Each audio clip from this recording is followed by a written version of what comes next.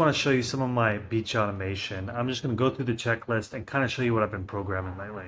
So we got the lava, beach mat, keys, glasses, cell phone, climate case, watch, flippers, and snorkel, shell box, sandbags. And then some of the last things I do is I put on sunblock, then I defog my snorkel. And the next thing is very important, and that's checking the surf. I check the surf to know whether or not I should bring my board. If the waves are really big, there's no point in bringing my snorkeling gear.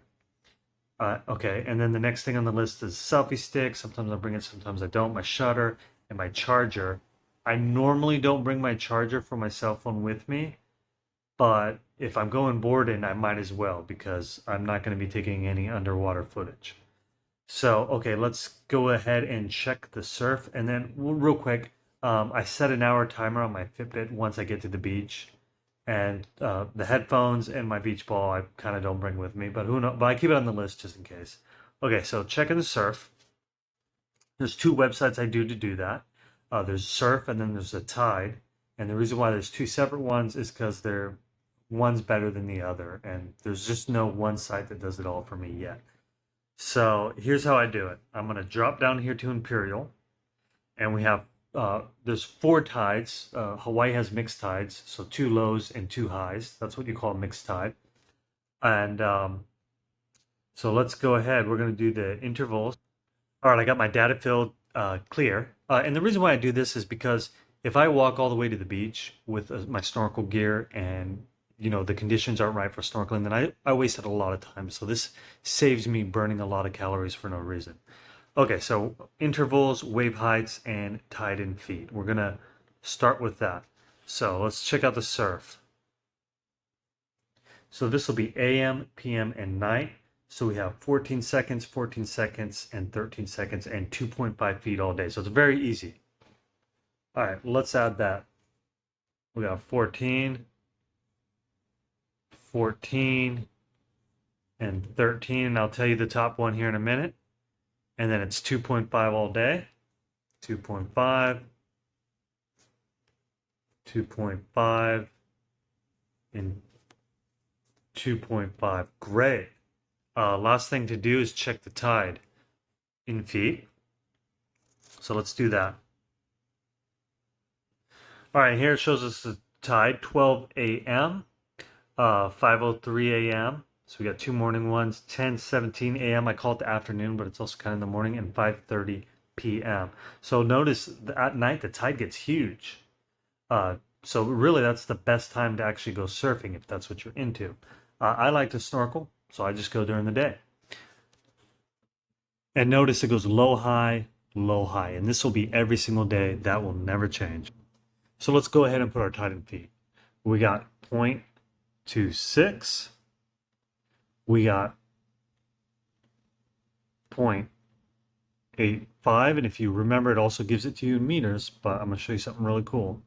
0.13 and 2.17. So I only enter those three data points, and it'll automatically calculate whether or not I should go surfing or snorkeling. So for the early morning, it doesn't tell you the wave height or the intervals because it's 12 a.m. It's no lifeguards are out. That'd be really dangerous. So that information is never given. They don't give it to surfers because they feel like if they did, people would be out there risking their lives. So the latest they'll give you is like 5 p.m. So that's why that top field will always be nothing. So I programmed it to say that. So, and look, it says the best condition is for me to snorkel because it's 2.5 feet. So 2.6, which is 0.7 meters, it'll tell me to surf. So that's how I programmed this thing. So it's saying all day, morning, afternoon, and evening tomorrow, it's best to just go snorkeling, leave my board at home. Low tide, high tide, low tide. And the tide in centimeters is 7.8. That's 12 a.m. Early morning, it's going to be 25.5 centimeters. 3.9 in the afternoon, and at night it's going to be high tide 65.1 centimeters. Now in meters, it's 0.7 all day. That's 2.5 feet, so 0.7 meters all day. 14-second intervals, 13 second. That's under 15. 15 is kind of an average day, so the waves are coming in pretty frequently.